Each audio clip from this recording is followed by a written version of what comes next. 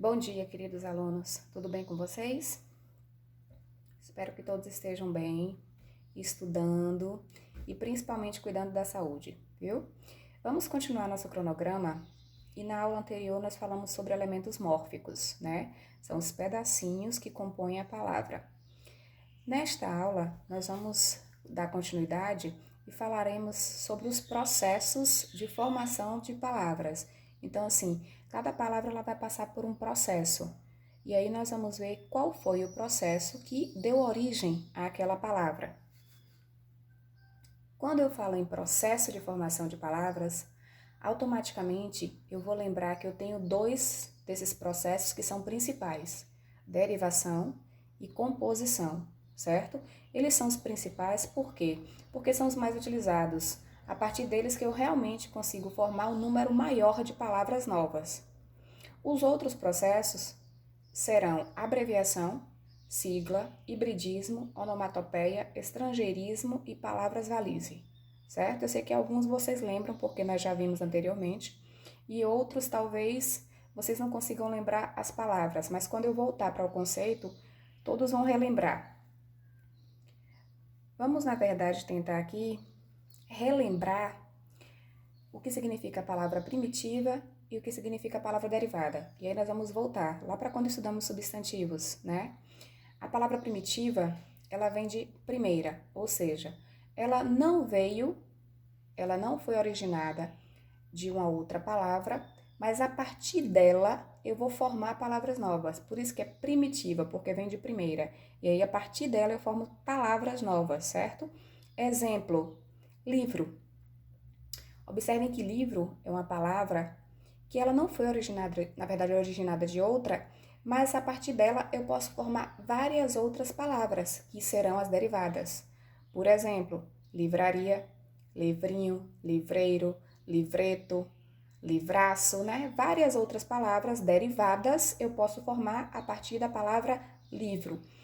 Por isso que ela vai ser chamada de palavra primitiva, porque ela é a primeira e a partir dela eu posso formar novas palavras.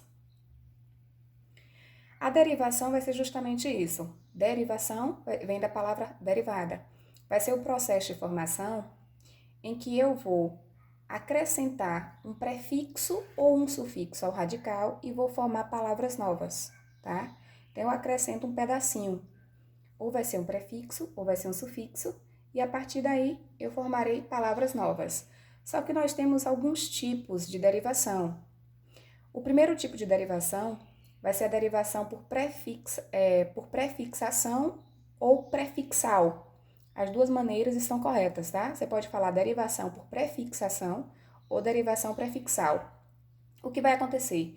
Como o próprio nome já diz, ó, você vai acrescentar um prefixo ao radical e formar a palavra nova. Só isso. Como assim, professora? Observem que eu tinha feliz como radical. Eu acrescentei um pedacinho antes do radical in e formei a palavra infeliz. Eu tinha união, acrescentei o pedacinho des e formei desunião. Eu tinha migrar, acrescentei o pedacinho e formei emigrar. Tá? Então, observem que a derivação por prefixação é isso. Eu acrescento um prefixo ao radical e formo uma palavra nova. Viram como é fácil? O segundo tipo de derivação vai ser por sufixação ou sufixal. O que vai acontecer agora? Agora eu vou acrescentar um sufixo ao radical.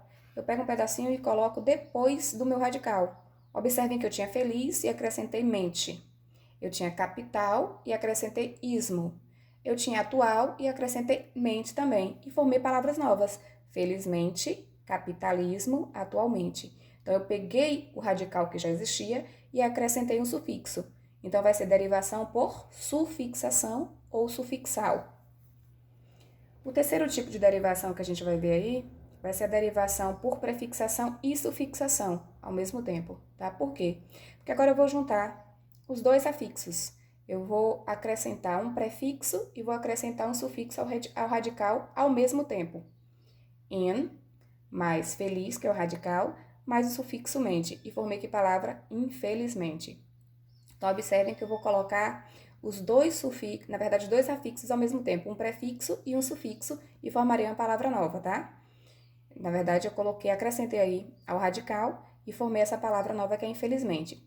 Só que eu quero chamar a atenção de vocês para a derivação parassintética ou por parassíntese. Por quê? Porque na derivação parassintética, eu também vou acrescentar simultaneamente o prefixo e o sufixo ao radical. Faria a mesma coisa que eu fiz na derivação por prefixação e sufixação. Só que vai ter uma diferença. A palavra, ela não vai existir sem nenhum desses pedacinhos. Ela só vai ter sentido com os dois afixos, com o prefixo e com o sufixo. No item 3 aí, na derivação por prefixação e sufixação, eu poderia tirar o prefixo in e ficaria a palavra felizmente. Ou eu poderia tirar o sufixo mente e ficaria uma palavra infeliz. Observe que continua com sentido. A palavra teria sentido se eu tirasse qualquer um dos pedaços. Na derivação parassintética, não vai ter isso. A palavra ela só tem sentido com o prefixo e com o sufixo. Exemplo, ó, anoitecer. Se eu tirar o a, fica anoitecer, não tem sentido. Se eu tirar o sufixo ec, fica à noite, também não tem sentido. Então, a palavra que ela é formada por derivação parassintética, ela precisa desses dois afixos para ter sentido. Ó, outro exemplo, despedaçar. Se eu tiro o prefixo, fica pedaçar. Não tem. Se eu tiro o sufixo sa, fica despeda. Também não tem sentido. Então, observe que a palavra só vai realmente ter sentido com os dois afixos, tá? Por isso que é derivação parassintética, e é isso que vai diferenciar a derivação parassintética da derivação por prefixação e sufixação. Beleza? Deu para entender direitinho? Ótimo. O quinto tipo de derivação vai ser a derivação regressiva. Ela é fácil porque você vai analisar sempre o nome. Analise o nome, regressiva. Eu vou analisar regressiva e vem de regressar. E aí eu vou associar isso a tamanho. Na verdade, ela vai ser menor. A palavra derivada ela vai ser menor do que a sua palavra primitiva. E geralmente isso acontece com substantivos que são derivados de verbos. Como assim? Por exemplo, o substantivo debate, ele originou-se do verbo debater. Atraso também originou-se do verbo atrasar. Então, observe que a palavra derivada ela fica menor do que a primitiva. Por isso que ela vai se chamar derivação regressiva, certo? É bem fácil, é bem simples. A derivação imprópria ou conversão, na verdade, vai ser tranquilo também. Por quê? Porque nós vamos fazer apenas uma troca de classe gramatical. A forma da palavra ela não vai ser alterada, ela vai ser do mesmo jeito, ela vai ser escrita da mesma maneira, mas ela vai haver uma mudança na sua classe gramatical. Aí vocês perguntam, professor, isso é possível? É sim. Observem ali no exemplo, quando eu falo assim, ó, todos buscam o saber das coisas. Automaticamente, eu sei que saber é verbo. Gramaticalmente, morfologicamente falando, seria um verbo. Só que quando eu acrescento o artigo o ali, antes do verbo, automaticamente eu vou transformar esse verbo em substantivo. E aí o que aconteceu? Eu mudei a classe gramatical. E aí se eu mudei a classe gramatical da palavra sem alterar a forma dela, a forma escrita dela, eu vou ter uma derivação imprópria. Olhem o segundo exemplo. Eu falei alto. Automaticamente, alto seria um adjetivo. Mas como ali eu estou acrescentando uma circunstância ao verbo falar, ele vai se transformar em advérbio.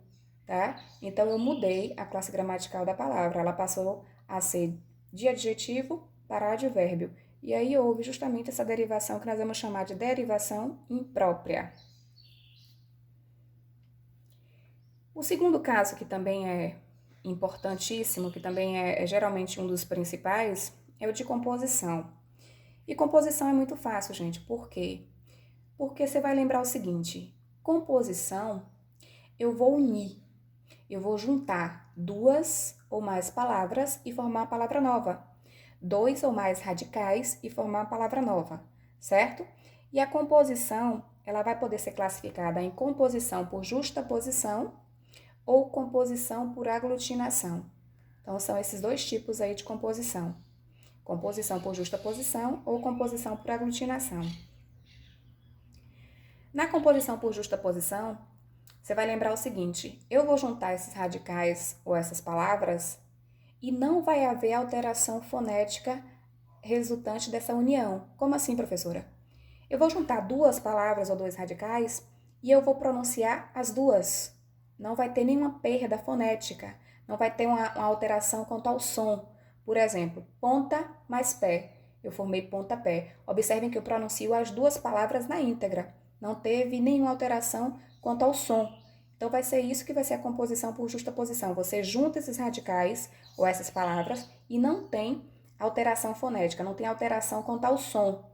Puxa mais saco. Eu formei o quê? Puxa saco. Automaticamente eu pronuncio as duas na íntegra. Por isso que vai ser composição por justaposição. O segundo caso vai ser a composição por aglutinação. Neste caso aqui vai ser diferente, porque agora vai haver alteração fonética. Agora vai ter, na verdade, uma diferença quanto aos sons. Eu vou pronunciar a palavra de uma forma diferente daquela que eu juntei lá no início. Como assim? Por exemplo, se eu formo plano mais alto, eu formei a palavra planalto. Eu não falo plano alto, eu falo planalto.